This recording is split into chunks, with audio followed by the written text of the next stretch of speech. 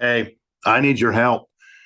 I've been looking for 35 years. Yes, 35 years.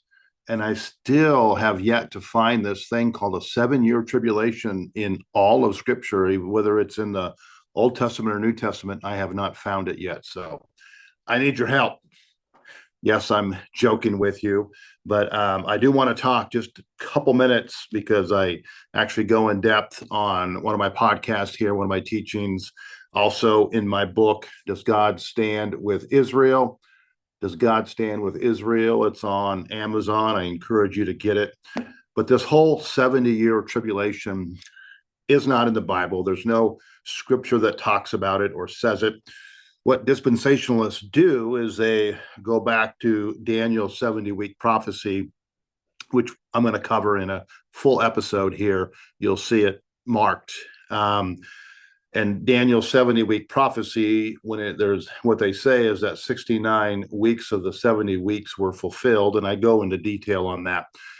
And there's a gap, there's a delay because Jesus was rejected.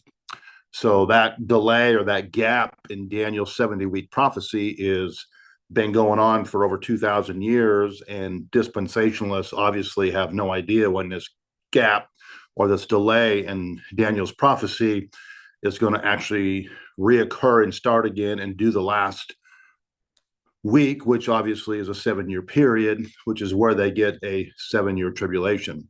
So I have yet to find the 7 year tribulation in anywhere in Scripture. I have yet to find an actual rapture of the church, and then this 7 year tribulation takes place. But I just want to encourage you to dig in by yourself, look at the Scripture. I know what gets taught out there. I know that they put the 7 year this gap in the last week of the prophecy. But let me just say this. They have to put, when I say they, I mean the dispensational crowd, all the ones who are always talking about the end times. They have to put this gap in there, or their whole entire theological premise completely collapses on itself. If they don't have that gap in there, which they had to put in there in order to make their theology sound right, it completely collapses on its head. So I want to encourage you again. Does God Stand with Israel? It's a book. It's on Amazon. Encourage you to get it.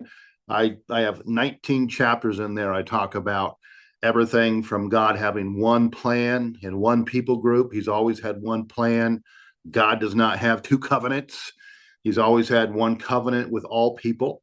And he took the kingdom from the nation, the political nation of Israel in Matthew chapter 21, and gave it to another nation, which was a group of Jews, his disciples at that time. And he gave it to them as a new nation, a spiritual nation, that they would produce the fruit of it. And I go into detail, 19 different chapters on the Abrahamic covenant, the Mosaic covenant, the Davidic covenant.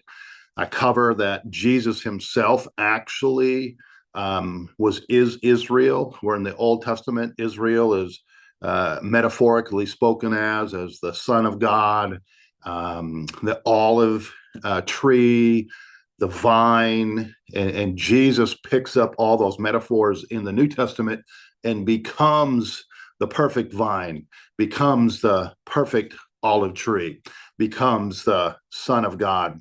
And I cover all those things. So I encourage you to get the book. Look at the next podcast here it'll be on YouTube, and also my podcast, Mountain Preacher and Jesus podcast. So anyway, again, please help me.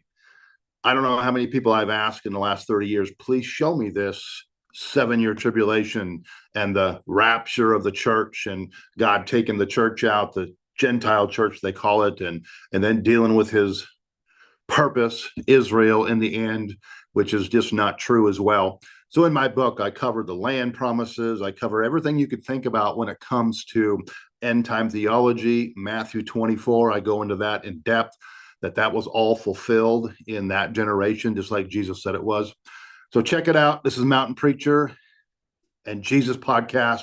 I appreciate it. Yes, I'm being a little sarcastic, but I want to get your attention because I want Christians to actually look for themselves and quit listening to people talk about this 7-year tribulation when it doesn't exist. So why don't you go find out yourself and look and search and uncover all the rocks in Scripture and go, wow, it's not even actually here. So where do we go with this? Because if the 70-week prophecy of Daniel has been fulfilled and there's no 7-year tribulation, then the whole premise of dispensational theology completely collapses on itself. Mountain Preacher and Jesus Podcast coming at you. Check out the book, check out the podcast. Looking forward to hearing from you. Thank you.